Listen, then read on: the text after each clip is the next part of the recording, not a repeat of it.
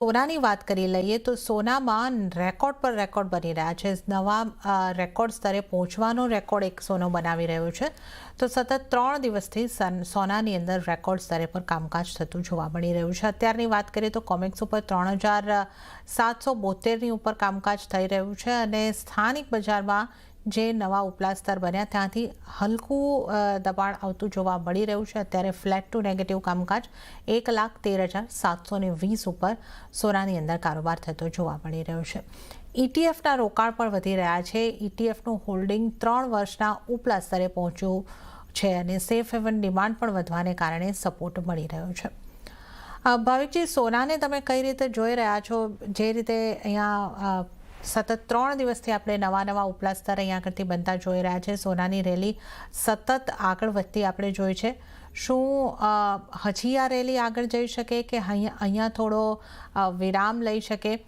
કારણ કે જે રીતના ટ્રમ્પે પણ ફરીથી રશિયાને પાસેથી ઓઇલ ખરીદવા માટે અને રશિયા અને યુક્રેનને યુદ્ધને ચાલુ રાખવા માટે ચીન અને ભારતનું નામ એમણે ફરી પાછું અહીંયા આગળથી લઈ લીધું છે અને આ રીતના એમના સ્ટેટમેન્ટ પણ આવી રહ્યા છે. તો ટ્રેડ ડીલને લઈને અનિશ્ચિતતાઓ હજી વધી રહી છે. કઈ રીતે તમે જોઈ રહ્યા છો?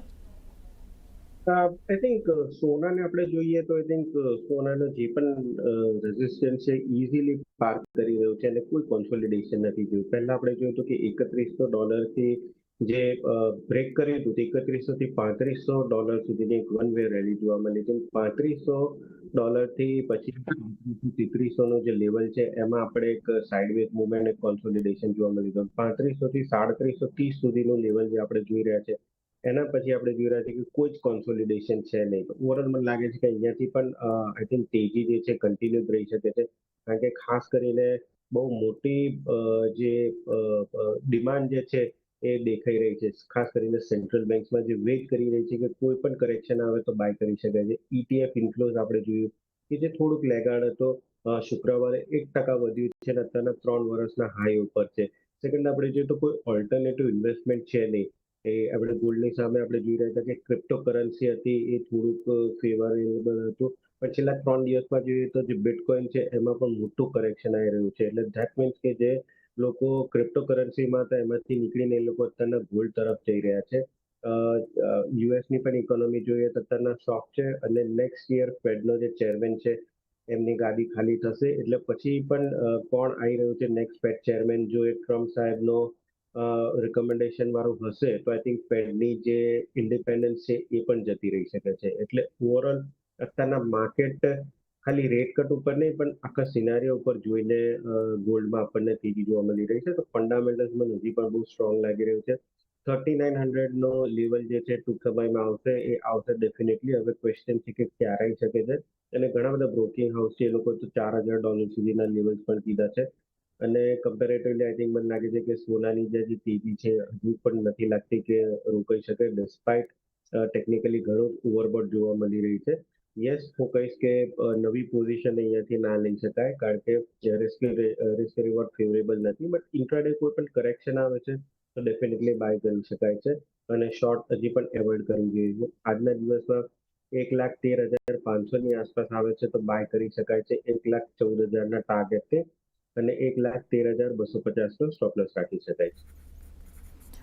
ઓકે, તો ઘટાડે ખરીદી કરીને અહીં આગળથી સોનાની અંદર ચાલી શકો છો. 1,13,500ની આસપાસથી ઇન્ટ્રાડે માટે બાઇંગ કરો. 1,14,000ના ટાર્ગેટ અને 1,13,250નો સ્ટોપ લોસ બની શકે છે. તો આ સોનાને માટે અહીં આગળથી ઇન્ટ્રાડેનો વ્યૂ બની રહ્યો છે.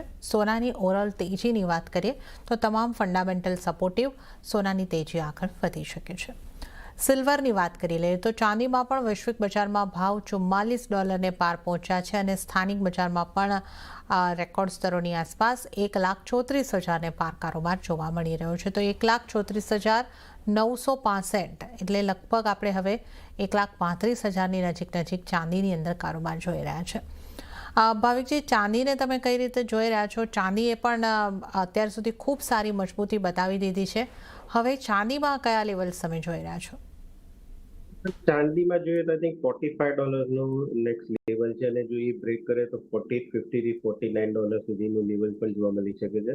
$45 આઈ થિંક વેરી નજીક છે અને જ્યાં સુધી $40 ની નીચે નથી જતો ત્યાં સુધી મને નથી લાગતો કે એટલીસ્ટ કોઈ આપણે કહી શકીએ કે શોર્ટ ટર્મ ટોપ બની શકે છે. ગોલ્ડ સિલ્વર રેશિયોથી પણ 86 ની આસપાસ આવી ગયું છે, જે હું એક્સપેક્ટ કરી રહ્યો છું કે 80 સુધી આવી શકે. ધેટ મીન્સ કે આગળ જતા ચાંદી જે છે એ ઓર તેજી જઈ શકે છે ગોલ્ડની કમ્પેરિઝનમાં. આઈ થિંક એક સારું એવું કેચઅપ પણ જોવા મળી રહ્યું છે. તો ઓવરઓલ સિલ્વરમાં પણ હું ઘણો જ બુલિશ છું. અગેન હું કહીશ કે આઈ થિંક જે સેલ જે છે રિકમેન્ડેશન ના કરાય. ઘણા લોકોએ શોર્ટ કરી છે અને આઈ થિંક હજી પણ ટ્રેન્ડ જે છે ઘણો જ બુલિશ છે. તો શોર્ટની રિકમેન્ડેશન નથી. યસ, નવી લોંગ પોઝિશન જે છે ઇન્ટ્રાડે હોલ્ડ ઇન્ટ્રાડે જ કરી શકાય, બાકી પોઝિશનલી ના કરી શકાય, કારણ કે risk reward ratio again favourable નથી. But I think buy and ડિપ્સની સ્ટ્રેટેજી રાખવી જોઈએ. આઈ એક્સપેક્ટ કે જે ચાંદી છે 1,35,000ની આસપાસ ચાલી રહી છે, એ મે બી 1,40,000 થી 1,42,000 દિવાળી સુધીમાં પણ જોવા મળી શકે છે.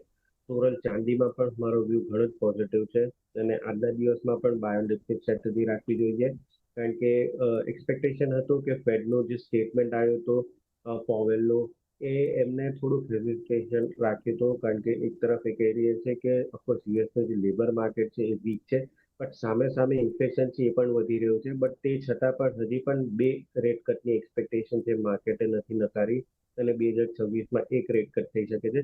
મે બી 2ના બદલે 1 રેટ કટ અત્યારના થાય છે ને એક 2026માં થાય છે, તો આઈ થિંક એક કરેક્શન આવી શકે છે. અધરવાઇઝ જો 2 રેટ કટ થાય છે તો માર્કેટમાં આપણને તેજી જોવા મળી શકે છે. તો બેવ ગોલ્ડ અને સિલ્વર પોઝિટિવ લાગે. આજના દિવસમાં સિલ્વરમાં 1,34,500ની આસપાસ બાય કરી શકાય છે, 1,35,700ના ટાર્ગેટથી, અને 1,34,000નો સ્ટોપ લોસ રાખી શકાય છે.